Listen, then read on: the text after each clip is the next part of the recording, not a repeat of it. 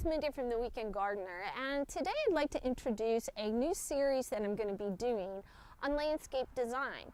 Now before I do that, I want to say this. If you are completely content with your landscape, then by all means stick with it. But some people are interested in reselling their home, and a properly landscaped yard will add value to your home and can help sell your home, believe it or not. So the first technique that I'm going to talk about is illusion.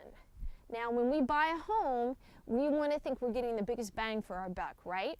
So if you live in a home that is longer than it is tall, like this client's home, you want to make sure that the landscaping makes the home look taller.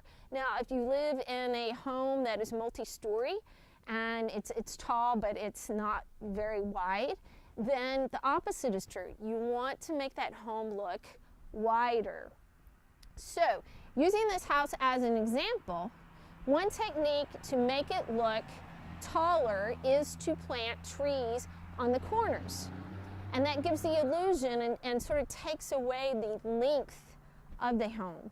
Another technique that you can utilize when you want to create an illusion of height is to make sure that the flower bed itself, the landscape bed, does not extend drastically past the home. If it goes past the home, then it makes the home look longer.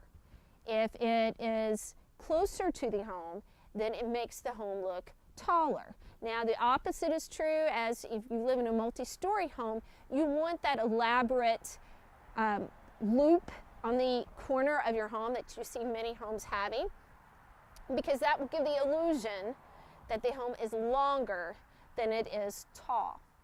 So utilizing this technique will make the person that has interest in purchasing your home think they're getting a bigger bang for their buck. So until we meet in the garden again, this is Becky.